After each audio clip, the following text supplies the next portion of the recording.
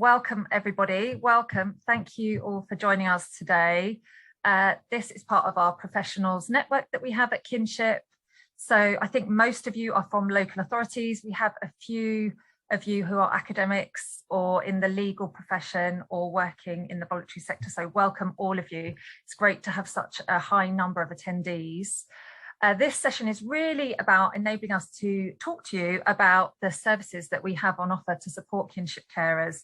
And when we're talking about kinship carers in the session and generally as part of kinship, we're talking about all kinship carers, regardless of legal order. So including special guardians, including family and friends, foster carers, it's those with no arrangement. So we're including that in the broad breadth of what we're talking about today. So just to introduce who we've got here talking to you today, Lucy, can I ask you to introduce yourself? Hello everybody, I'm Lucy Peake, I'm the Chief Executive at Kinship. Kathy? Hi everyone, I'm Kathy and I'm the Advice Service Manager here at Kinship. And Charlotte? Hi everyone, my name's Charlotte Miller and I'm one of the senior practitioners in for Walsall Council as part of the Connected Care and SGL team. And I'm Kate O'Brien, Director of Business Development and Programmes.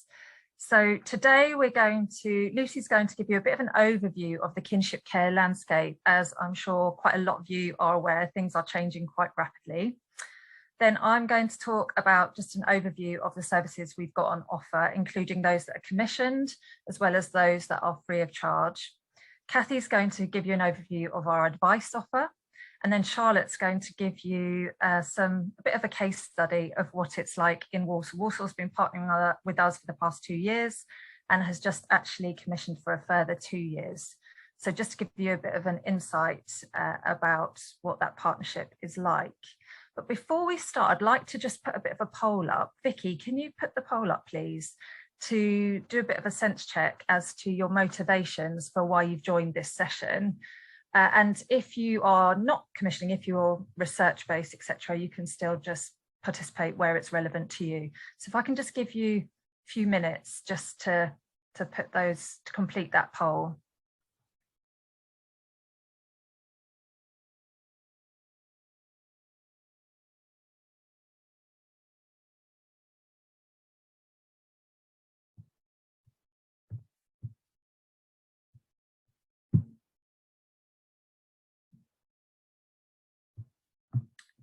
Vicky, are we done with that?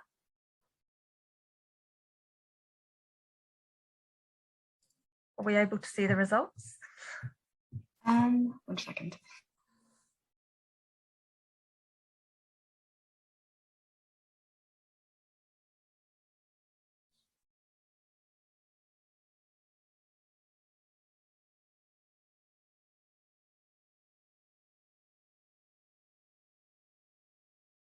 Can we share them?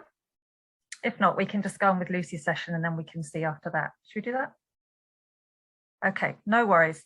Right, Lucy, do you want to start with your session on kinship care landscape?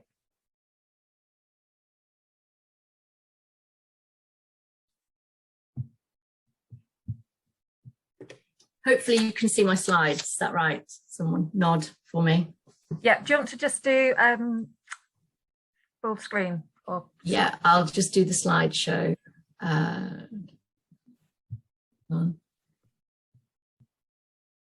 Sorry, I'm now losing where I'm putting my... You can see it? Yeah. Yeah, okay. Right, so I'm going to just go through the slides. So I'm going to give you just a bit of an overview about some things that are happening around kinship care and special guardianship in England and Wales. I'm going to give you just a real headline about what I'll talk about to begin with, which is more children and more focus. So this is the story of kinship care. Now, one of the things that's happening that many of you will know is that special guardianship is rising. So in England, as an example, we can see that more children have left care on a special guardianship order than an adoption order for the 3rd consecutive year. What we know has not happened is that policy and practice hasn't kept pace with the reality of more children going into permanent arrangements and special guardianship orders. And we can look at what this number of children, the data about this number of children tell us. And we can see that most of those special guardianship orders in England are made to kinship carers. So 88% of children who've come out of care on a special guardianship order last year went in to live with their relative or a family friend. So when we talk about kinship care, as Kate said, we very much talk about all of the orders, but special guardianship is one where we have more data. So we know more about what's happening with these children. So we can see that the child's average age of special guardianship order was 6 years and 1 month, that abuse and neglect and family dysfunction were huge reasons why those children are coming into special guardianship arrangements. And we can see also that their time in care prior to the special guardianship order was around 1 year and 8 months, and that only 310 children returned to care from a special guardianship order, which is down from 350 the previous year. Now, that's still a reason for us to invest in kinship care. It's actually what's gone on in those families. Why did those placements not continue is a really good question we should be asking ourselves.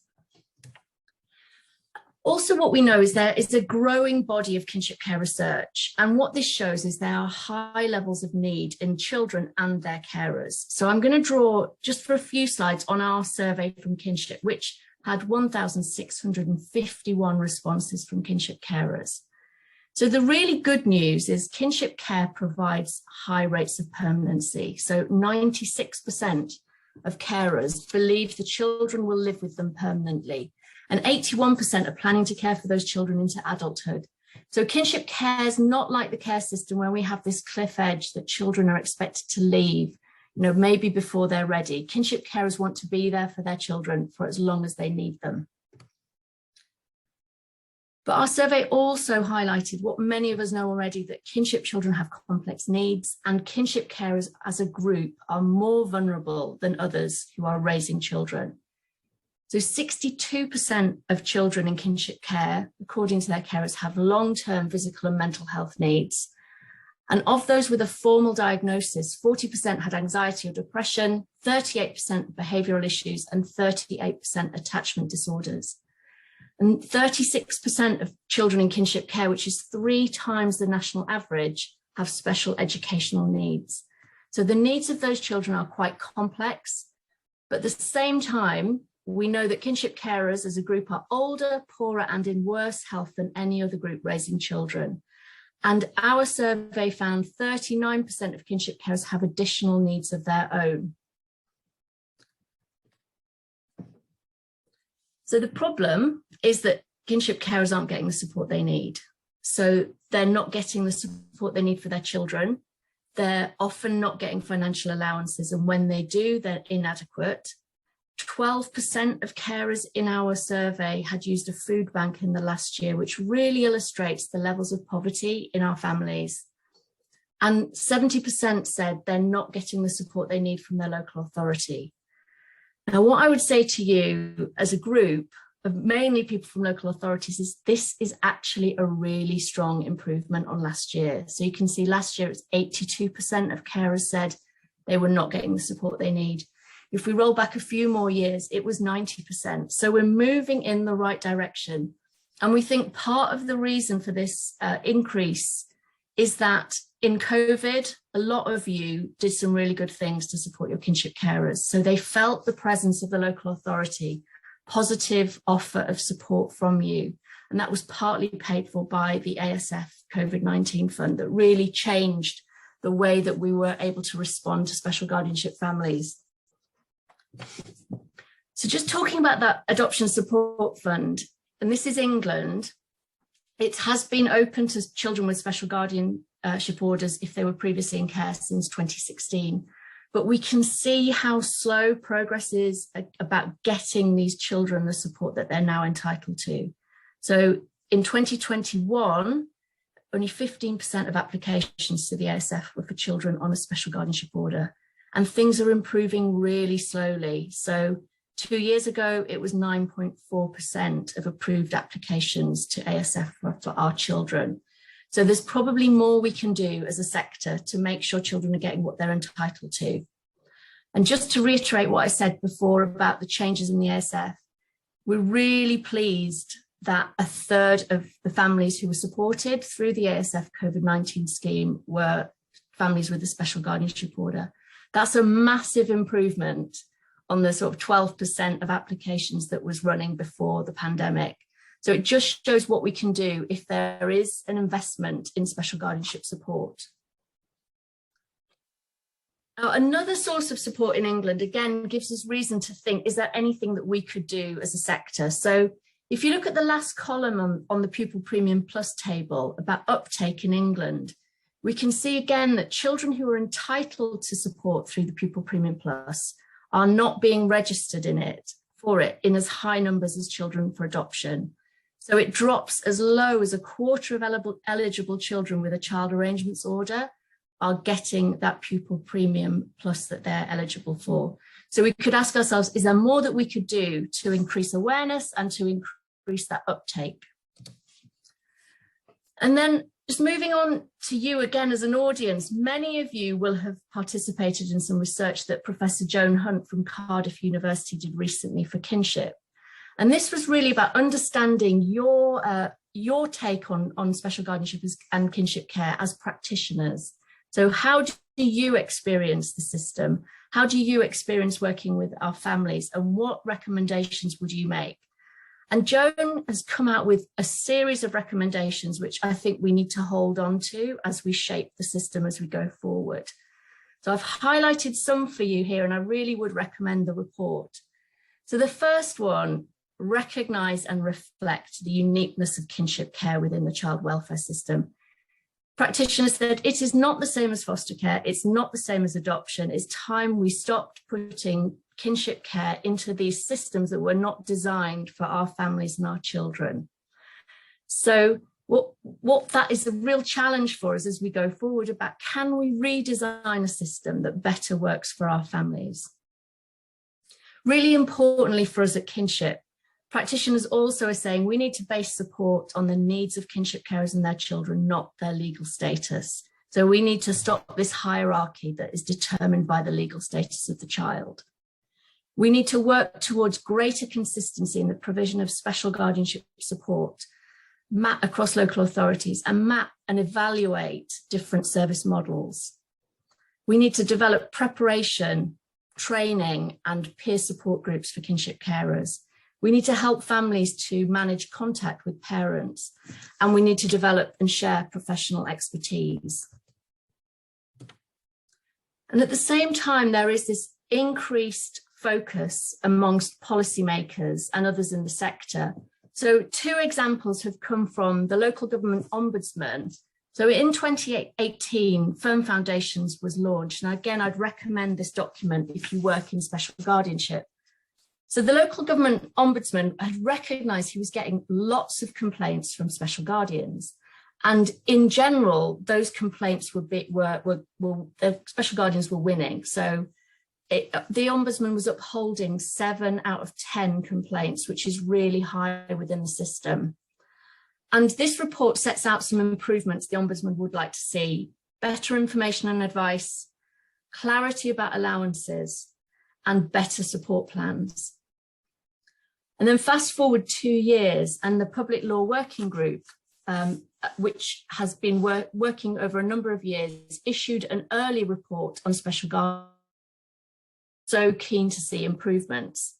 And again, they've talked in terms of best practice, they want to see better preparation, training and assessment of special guardians, better support plans, more support around contact, and calling for legal aid for special guardians.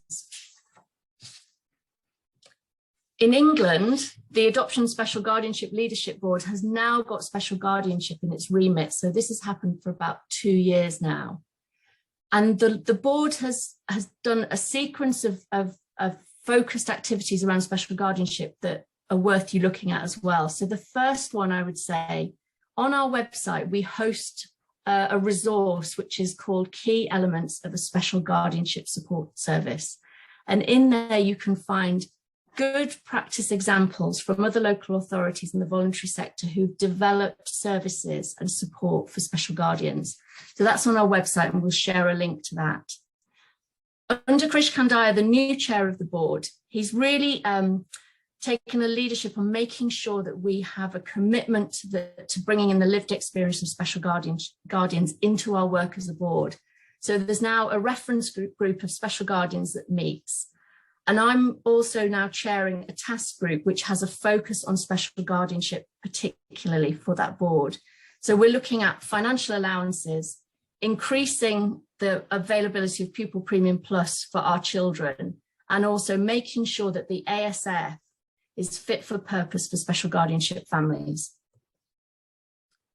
And in Wales too, there has been an increase in focus on special guardianship. So the Code of Practice came out in 2018, and then there was a guide from the Welsh Government setting out what should be happening around the offer for special guardianship support. And the Welsh Government has now just commissioned a review of the offer of special guardianship support.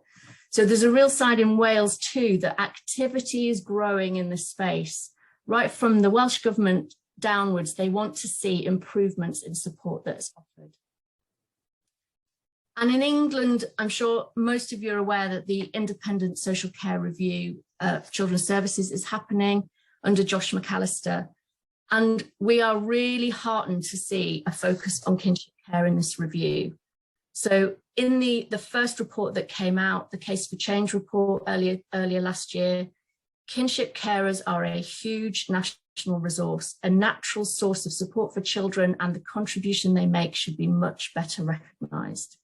So we are working really hard with kinship carers, with local authorities, to get really good evidence in front of the care review team. So Charlotte, who's speaking today, was part of a site visit that we arranged for the care review team to see our programmes in action in Walsall, to hear from carers what a difference good support makes in special guardianship.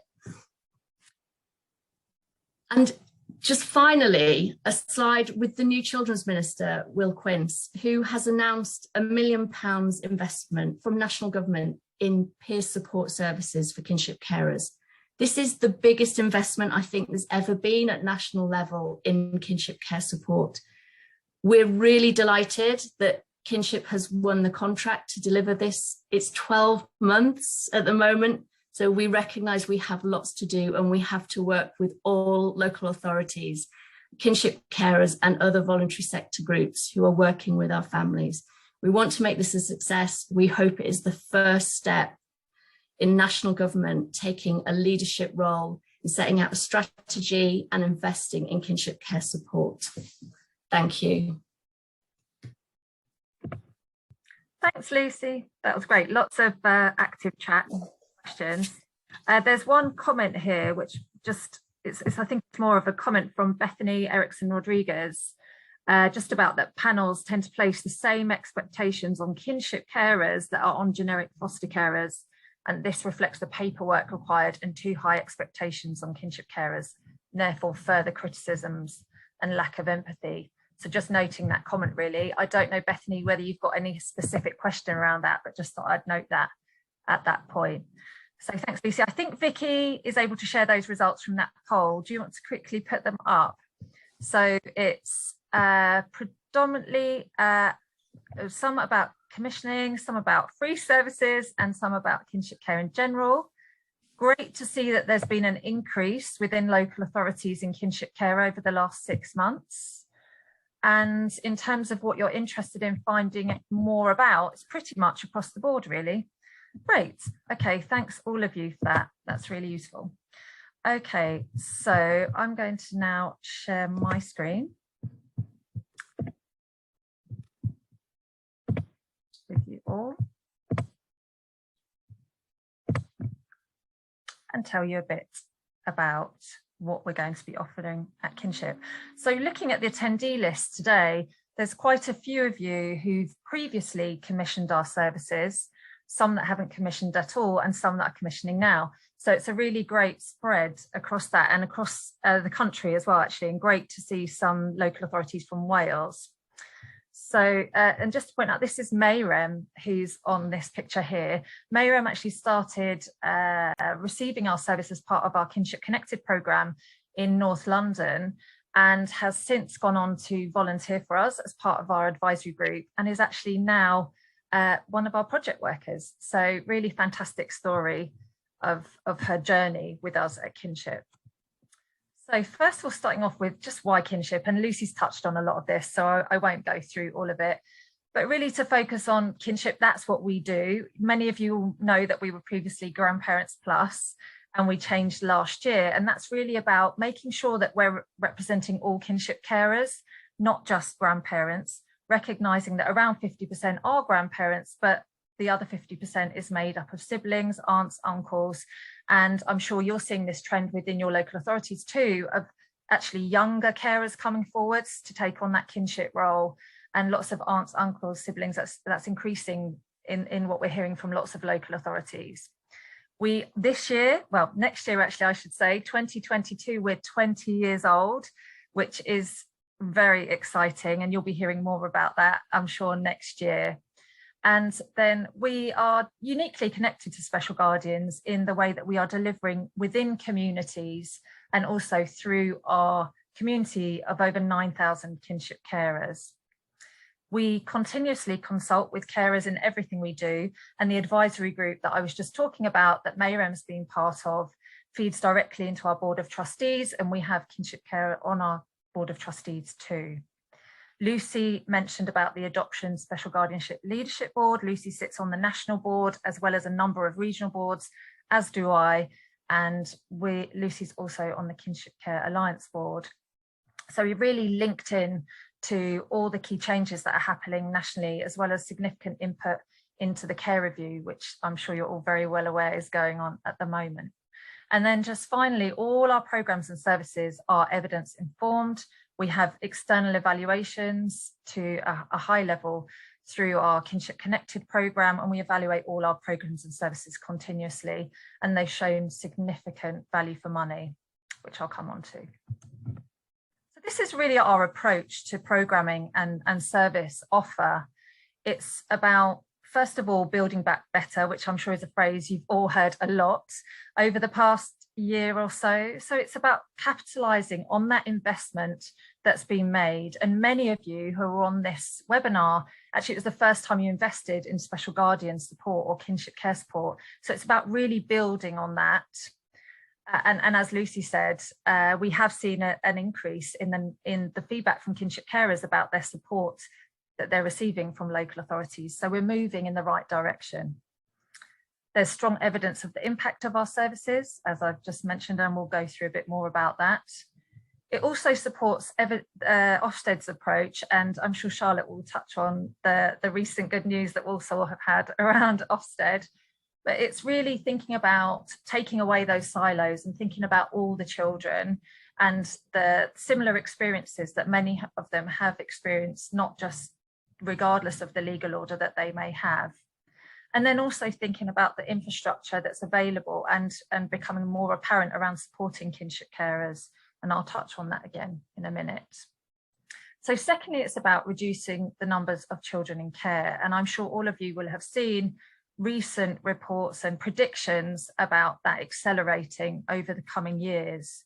And many local authorities contact us regarding concerns about the increasing number of children that are being placed in family and friends foster care arrangements. And when actually that's maybe not always in the best interests of the child or the carer, and a real willingness and an interest to move those families onto a special guardianship order where it's in the best interest of the child and the carer, and where there is long-term quality support for those families. And then also having that support in place in the first place, so that children don't need to go into the care system. They can avoid it and go straight to a special guardianship order where it's the right thing for that family. And then the third focus really is on invest to save. And there's so many discussions about tightening budgets of local authorities, all budgets being restricted, but then also massive increase in costs, particularly around private fostering and the massive cost of residential placements. I was in a meeting the other day where there was discussions around those being between £4,000 and £16,000 per child per week for a residential placement.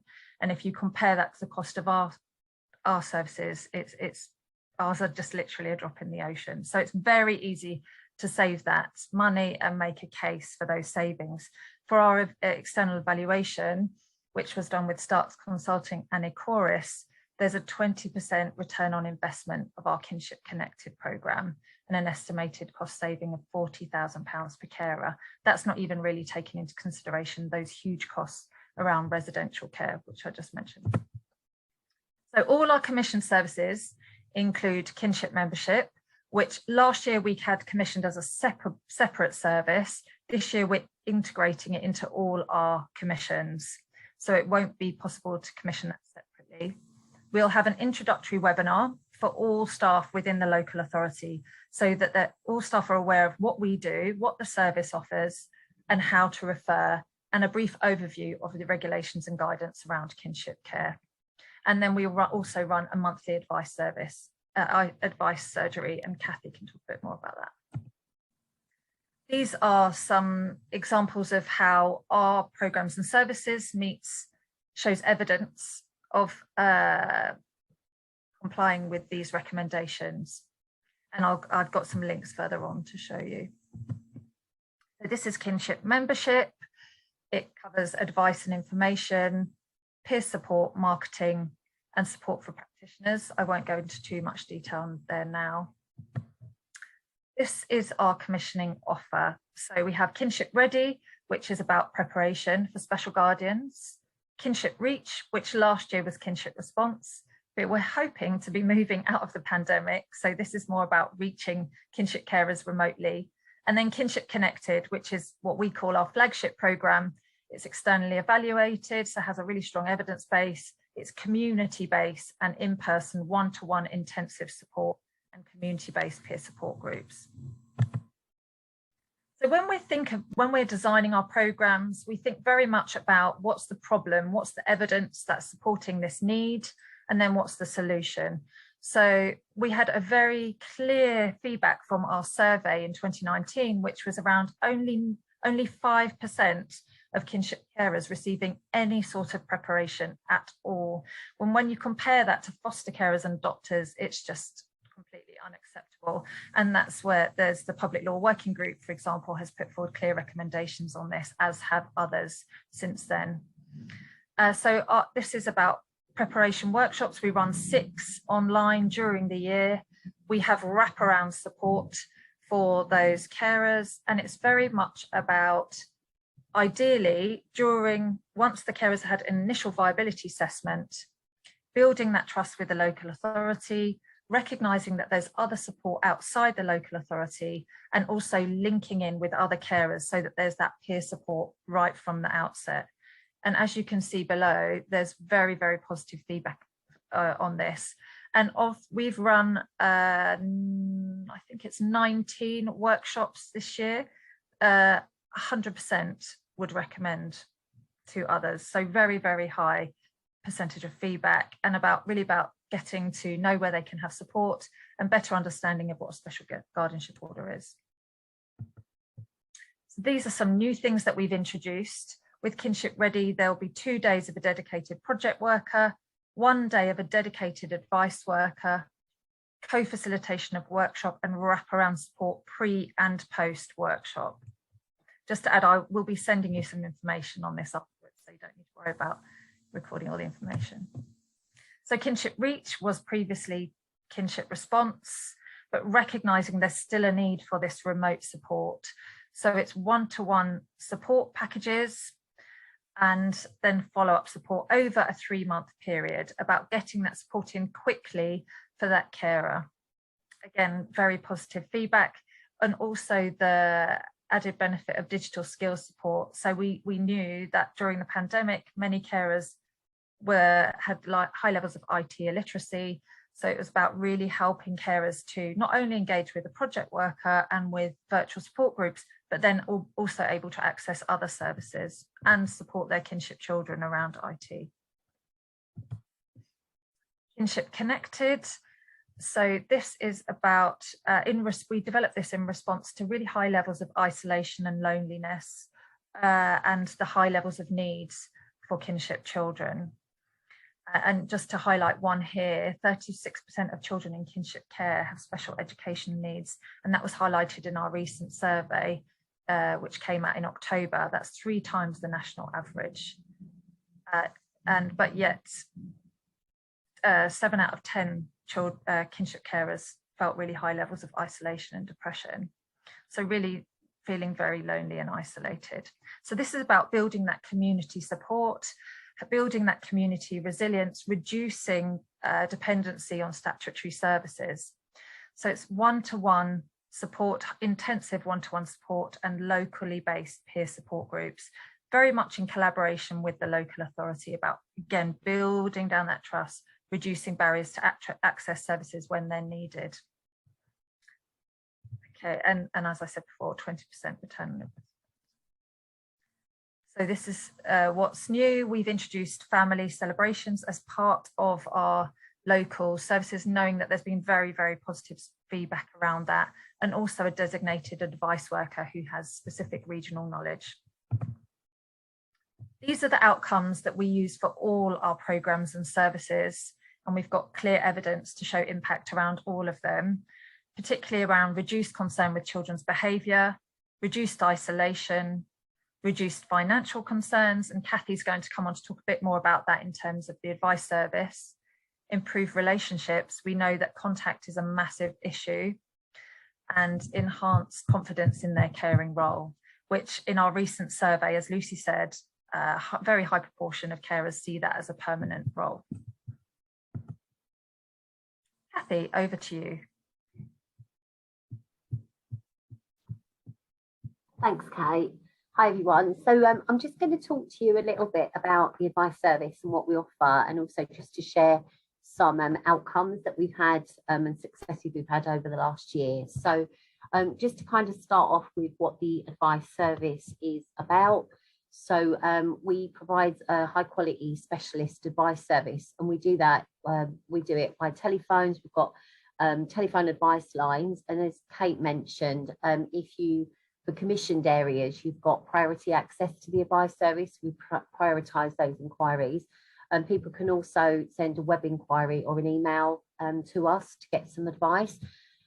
Quite often when clients come, they'll present with one problem, but part of the advice we give is about looking past that presenting problem. So we make sure we provide like a really holistic service, and we look at the client's whole situation. So we'll kind of explore what their advice needs are and make sure that we're covering everything, because it's quite often a case of people not knowing what they don't know. So we'll kind of look past that presenting problem.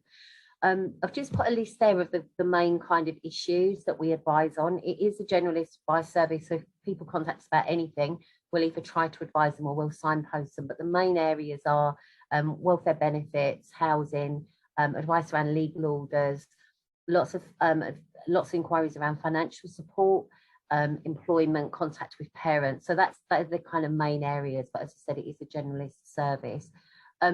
Throughout the slides, I've just kind of shared a couple of little quotes that we've got from clients in our feedback as well. So just a quote there where one of the carers said that they've been calling lots of different numbers, but we were the only one that was actually able to help them. So quite often we speak to clients who have been contacting lots of different organisations and just not been able to speak to anyone. So it's good to kind of see that they're able to get the advice that they need from us. Do you mind just moving the slides on, Kate, please? Thank you. So as Kate mentioned again, one of the big areas of work that we do is around grants. So we apply to charitable organisations, different organisations to get grants. And again, there's a list there of the sort of main items that we apply for. So things like washing machines, like white goods, fridge freezers, cookers. We also get beds, school uniforms, laptops. There was a massive need for laptops last year, obviously because of lockdown and you know, all the children needing to be homeschooled. So that was a really big demand for those. Fortunately, there was additional funding to put to one of the charitable organisations that we applied to. So they got additional funding to provide laptops. We managed to get a lot of those for our carers, and also some of the charities will provide funding for activities which can just help with children who are struggling a little bit more. So last year we managed to secure 333 grants, and the value of those was £182,000, or 182,622 to be precise.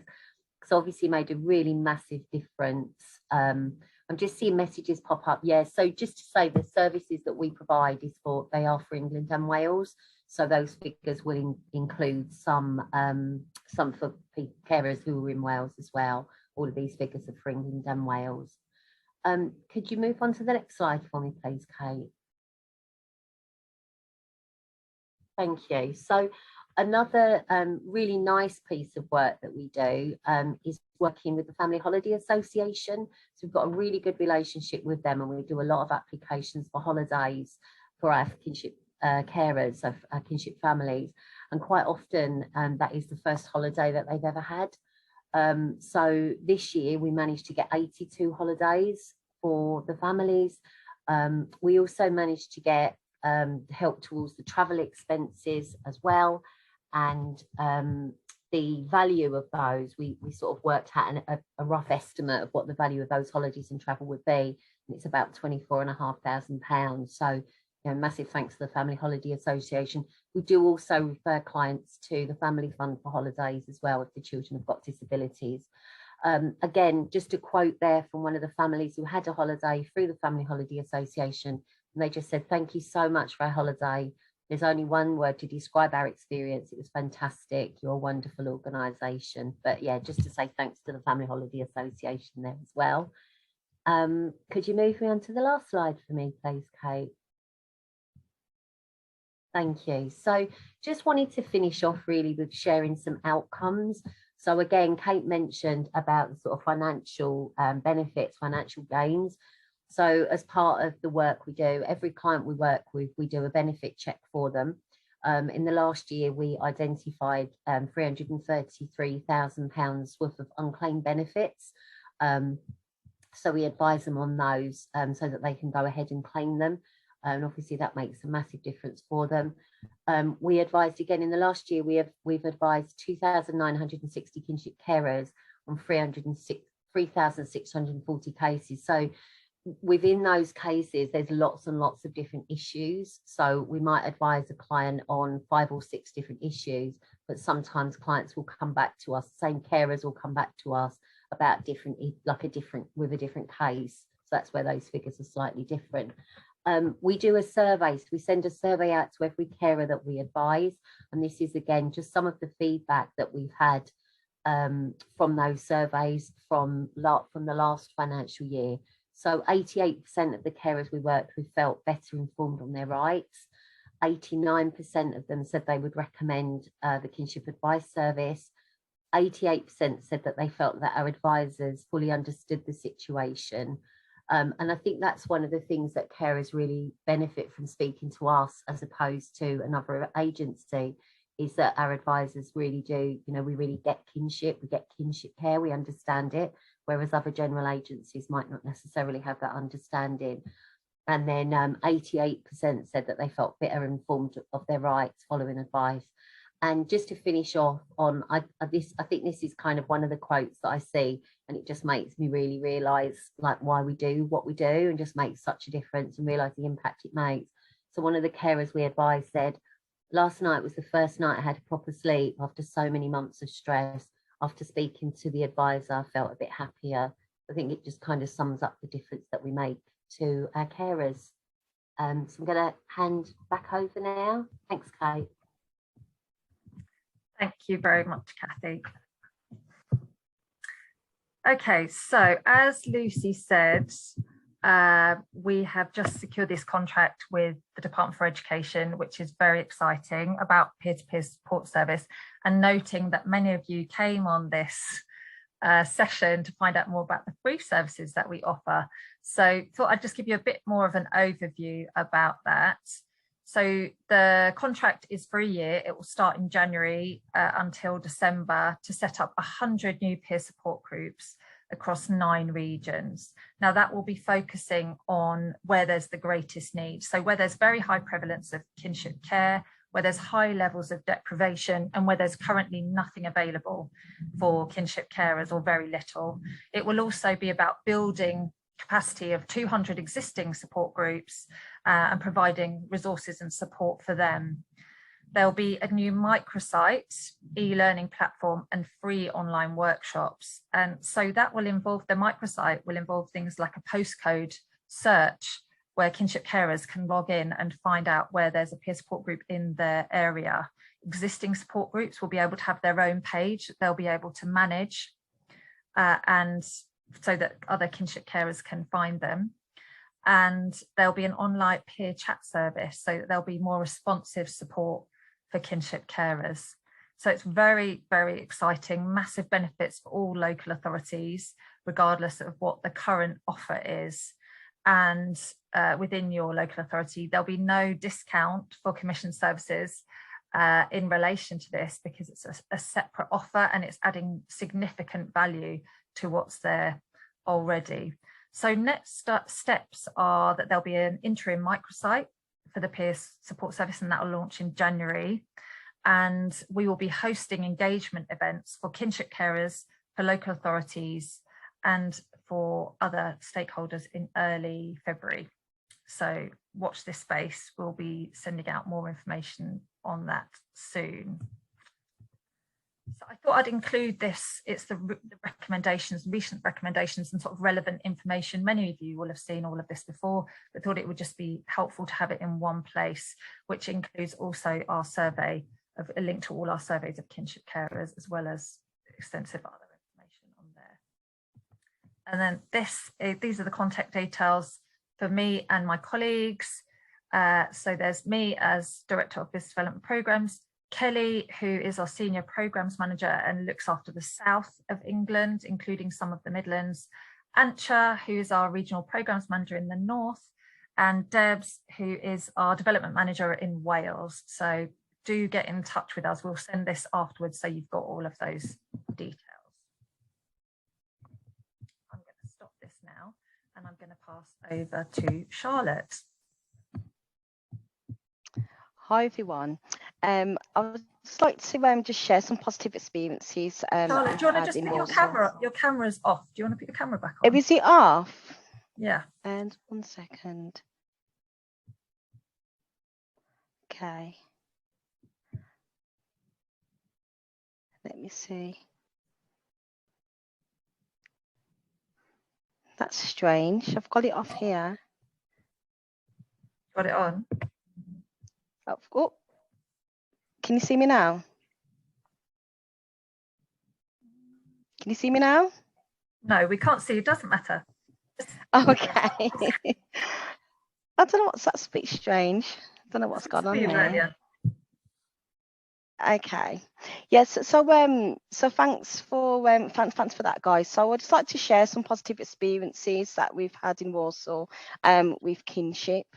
Walsall decided to invest in Kinship Ready and Connected to further support our commitment in securing permanence for children, as this is a priority for children's services. Like other local authorities, we are committed to ensure wherever possible children are supported to live with their birth parents. However, where this is no longer possible, our preference is for them to continue to live within their family setting, ideally with a member of their birth family, supported through arrangements such as connected foster care, special guardianship and child arrangement orders. In recognition of the need to strengthen the support to kinship carers, in April 2020, we commissioned Kinship. As we wanted to improve our service and support with our kinship carers, we initially invested for a year and now we've contracted for a further 2 years due to the great success and positive impact it is having on our carers. I would say one of our main benefits is having our project coordinator who was recruited by Kinship in Walsall. Our project worker works alongside Connected Care and SGL team, offering one-to-one support, as been mentioned previously, promotes training opportunities for carers to become volunteers, signpost the benefit advice service, funding and grant application, and that also includes we've had some carers that's been offered free legal advice as well. I believe it's up to 20 minutes, but they've found that really valuable as well. We have support groups and kinship ready workshops, which we co-facilitate. Although kinship is funded by the local authority, I would say one of the main benefits is perhaps carers' perception of working with someone independent to children's services. Our kinship carers went from feeling invisible and somewhat unvoiced to having a safe platform where they felt they were listened to and recognised. Just a small thing started to make such a huge difference. Our kinship carers no longer felt alone or isolated as they had a space dedicated to them and for them. Our carers felt their needs and challenges faced as kinship carers were heard. Working in partnership with Kinship also provided our carers with huge confidence, whereby they've already been mentioned earlier, but they've become volunteers. They've presented in front of Josh McAllister when he visited Warsaw. And another one of our carers were interviewed on Midlands Today recently, sharing some positive, sharing her story and the support that she's received. Another example I'd like to share is in relation to a single kinship carer who cares for her niece. She resides in a 2-bedroom privately rented property and has lived there for over 10 years. She is well integrated within a community and has access to a range of community resources for her and her 3-year-old niece. However, there was a problem. The property she lived in had no central heating, as a landlord over the years removed these but was never replaced. During the winter of last year, the carer became increasingly concerned due to the risk of her niece falling ill due to the conditions of the home. The carer's energy utility bills during the winter of 2020 was also, becoming increasingly high due to the national lockdown and having to spend most days indoors and in isolation. Children's services, we also raised concerns about the condition of the home and attempted to support the carer by financing portable heating. We also supported by providing supporting letters to the housing benefits team and letters to the landlord directly. However, the issue still remained.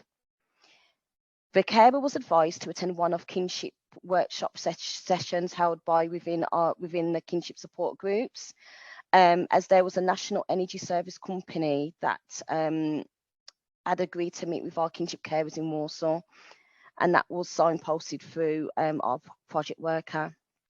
The carer was pleased to hear the advice and amount of support available that she was able to access, and she was also pleased how easy it was to make a self-referral to the energy saving company. So within a matter of weeks, she completed an online application with the support from Kinship, and following from the advice, she found that she was entitled to central heating and cavity wall installation, even though it was a privately rented accommodation. That was accepted.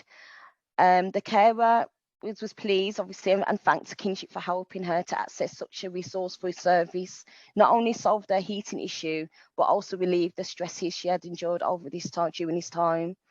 And obviously, we are also pleased as well with the outcome, and we're happy to see that her niece continues to thrive with her aunt in a cozy and now warm environment. So that's just some of the examples that we found that has been really helpful since the start of our working relationship with Kinship, and I hope you found that helpful and useful. Thank you, Charlotte, and it's lovely to see you. Okay. We can you see me now? Okay. The joys of technology. Yeah. So much. It's really helpful to have that case study as well of the direct impact that the partnership can make, and I think also such a fantastic example of where you've been really working closely with Karen, who I actually think is listening. So yeah, it's really great to see such engagement from both sides. Okay, so questions. I think there's some here. If I go to some of those, there's one here. From Amy, would you still support with grants if the child is currently, oh, it's vanished. I think Lucy's sort of answering it. In a local authority care, yes. There are certain criteria that the person has to meet. So it would depend on that. Kathy, I don't know whether you want to come in on that one.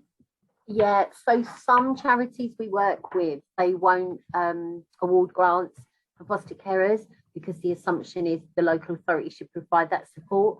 But if it was something that the local authority wasn't able to support with, we would certainly look to see if there was a charity. So it would really depend on the charity's criteria, but we would certainly look to try and get that if there wasn't the support available through the local authority. And there's a question here from Jackie Reed. What is the evidence of the number of private applications where the child is not looked after as opposed to those who are looked after and special guardian was awarded? Notice an increased number of private applications. Lucy, did you want to answer that?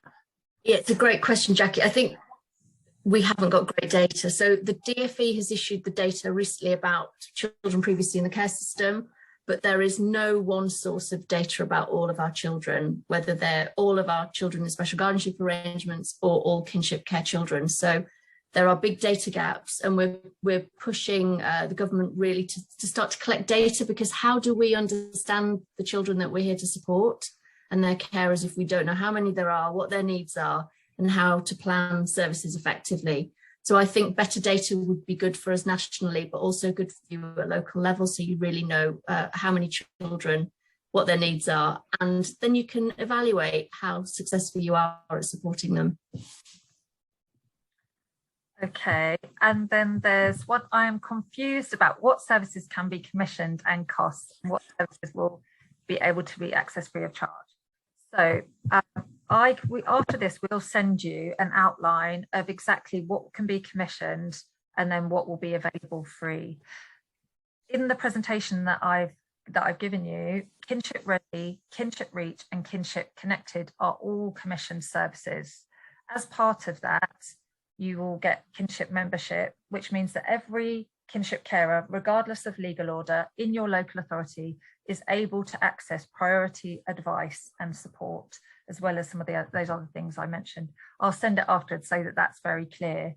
The peer-to-peer support service will be freely accessible, but it will not be the same level of peer support that you would get as part of, for example, Kinship Connected. So just to try, I hope that helps to clarify a bit. We also have our national advice service, which anyone can access. The waiting times are much longer because that's largely funded by trusts and foundations funding. So yeah, we have very high demand for it, high waiting times, whereas commission services, your kinship carers will get priority access. Okay, question here. Are your regions going to align with local government regions, e.g. West Midlands, East Midlands, are you developing your own? They will align with government regions, yes. There was a question also I saw in there from Kim, I think, about planning to include legal advice. Kathy, did you want to answer that one? Sorry, I didn't see the question. Was it, are there plans for us to? Yeah. Yeah, so that is something that we're looking to, that's something we would love to do, certainly something we're looking to develop. You know, so we're looking to try and get some funding so that we will be able to, ideally we'd like to employ a solicitor and be able to provide that more legal advice in-house, and obviously that would upskill the advice team because they'd have that support as well. So that is the plan. I don't know if you've got anything to add to that as well, Kate. Yeah, no, that's great. Know that that's a massive need. Many carers really highlight that's something they want to be able to access on top of the limited free legal advice that they get as part of the assessment process. Any other questions? Is there any that I've missed in here? Hey, there's a question from Ariana in the Q&A about support groups, which I think is to do with the new DfE funded service. So what the service is aiming to do is to add value to existing support groups, so those that are established already, but also set up new ones. There will be a platform which will be postcode searchable for all support groups across England. So we very much will expect to map everything that exists. And what we want to do is to make sure that kinship carers can find those support groups. So we'll be working with established support groups to make sure that information is up to date. So if your group is moving around in terms of days or locations, that's absolutely fine. The system will help us to make that information up to date and clear for kinship carers. Ultimately, we know that many kinship carers struggle to find the support that they need, and that includes peer support. So the online platform will be about helping us to showcase all of the support groups that exist across the country, be really clear about who can go to them, and to make as many kinship carers aware of them so they can access that really critical support. We know it makes a massive difference to meet other kinship carers in the same situation. Okay, thank you for that, Lucy. So I'm just conscious of time. Vicky, could you share the final poll that we've got? If you could just take a minute to fill in that.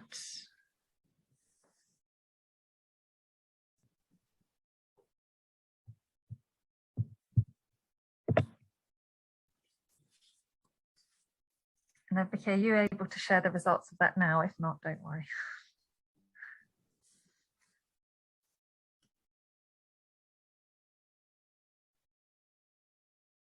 Oh, there we go. Okay, interesting. And Kathy, you've inspired everyone with your advice. Lots of people want to know that advice. Okay, that's great. Thank you, everyone. So we'll send around more information about, well, Lucy's slides, because a lot of you have requested that, as well as information on the programs and services that we can offer and how to get in touch. So thanks all of you for spending your lunchtime with us.